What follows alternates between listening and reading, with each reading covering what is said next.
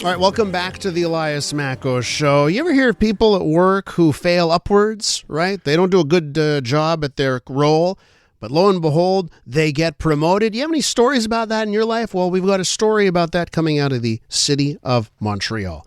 Now, the city of Montreal just announced that they're going to merge 3 offices, right? So the Commissioner for Combating Racism and Systemic Discrimination, the Indigenous Relations Office, and the Homelessness Office, they're going to merge, okay? So instead of having 3 commissioners, there will be 1. And the person that the city of Montreal has chosen to lead that new office, right, that merging of those 3 offices, is none other than Bochra Manaï.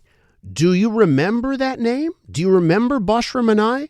Do you recall that, ever since October 7th, right, of 2023, we have seen in this city protest after protest.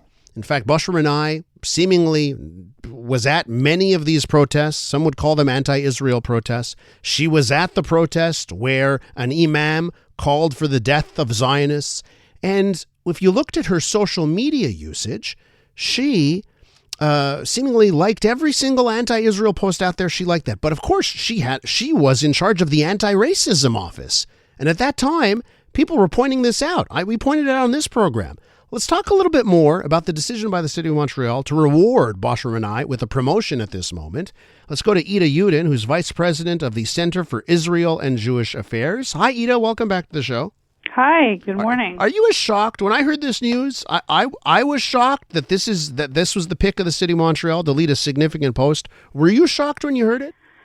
I don't know if shocked is the word. Certainly disappointed and troubled that after a year of highlighting the inadequacy of the person for the role that she was assigned to, and we were joined, if you'll recall, you talked about this conversation before, we were joined by thousands of Montrealers who came out and called out her lack of performance in this role, to now be given all kinds of files that are going to be merged together when we've seen she hasn't been able to effectively address the role that she was assigned to. I'm seriously troubled.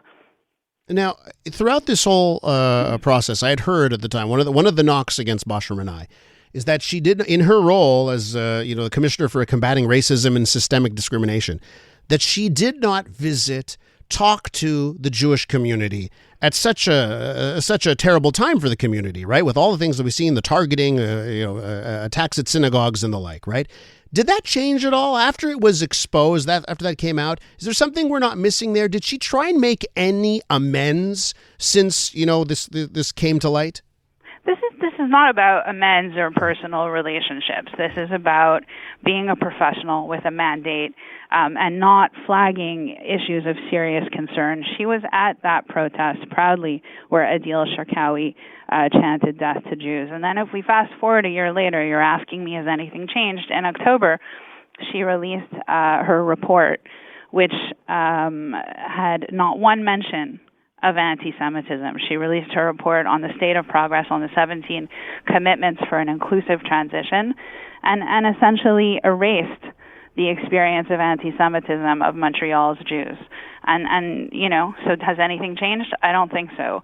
I think she continues to demonstrate that she is not the person appropriate for that role.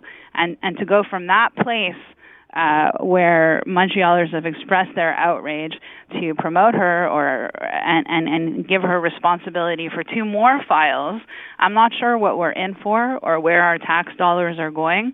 But certainly, as a Montrealer, I'm deeply concerned that someone who has been clearly inadequate for the task has been promoted and handed more complex files to deal with. What do you think this says about the city of Montreal, that this is their pick?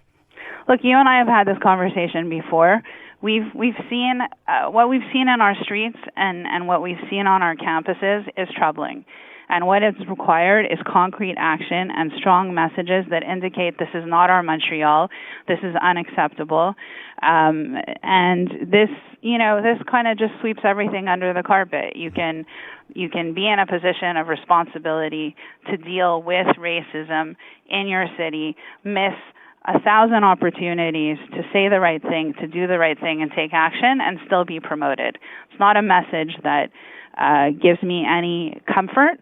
And, I think it's time to take a deep, hard look at what these roles are, how these people are appointed, and what we deserve as Montrealers is for our tax dollars to go to projects and positions and individuals that will bring back law and order to our streets, bring back the sense of inclusiveness and vivre ensemble that we're well known for. And I think we're all tired of making international headlines for hate and violence in our streets. We're with Ida Yudin, Vice President of the Center for Israel and Jewish Affairs.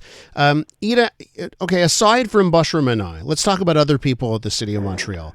Have you had conversations that maybe give you some hope that they understand what's going on here? Like, is it endemic and throughout the entire administration at City Hall? Because it's not just one person. At the end of the day, it's not just Bochra Manaï. The city is a large structure here. Can you tell us anything on that end?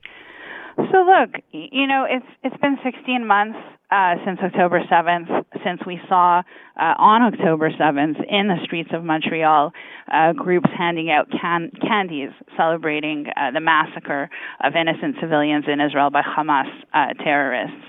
Look, of course we've had amazing conversations. Of course we've had expressions of support. Of course people have taken the time to condemn one incident or another and express support with the community. I mean, according to the recent stats, there were something like, I'm just looking for the number, 237 incidents and hate crimes against the Jewish community between October 2023 and December 2024.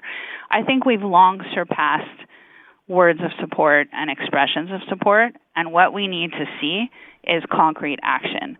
And, circling back to this appointment, it seems like a step backwards, not a step forwards. And what we would like to see is, and I think what everyone would like to see is peace in our streets, and a strong message that when you import a foreign conflict or when you use the importation of a foreign conflict to target a community, it will not pass.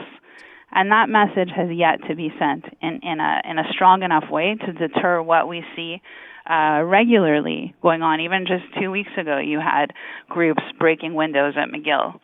That's not Montreal. That's not the Montreal I grew up in, and certainly not the one I want for my children. Are you worried that Bochra Manaï, in her current post, in her new post, will not be building bridges here? She'll be burning bridges moving forward? I mean, it's been 16 months, and, she had a chance to affect change. She had a chance to highlight these kinds of concerns in her report. She had many opportunities to draw attention to the seriousness and the impact of anti-Semitism on our community, on our society. And let's be honest, you know this as well as I do. Right now, it's the Jewish community being targeted and it's anti-Semitism, but this is not really about the Jews. This is an attack on our society, on our values, on our democracy. And if we don't do something collectively to stand against it and to stop it, it will continue. And we've seen the envelope pushed. And someone who's had a role with an opportunity to do something and hasn't had any meaningful impact, why are we promoting that person, and what can we expect in the future? I'm not very optimistic that she'll be able to tackle homelessness and Aboriginal affairs any more successfully than she's tackled anti-Semitism. Ida, we're going to leave it there. I want to thank you so much for coming on the show this morning. Thank you so much. Ida Yudin is Vice President of the Center for Israel and Jewish Affairs.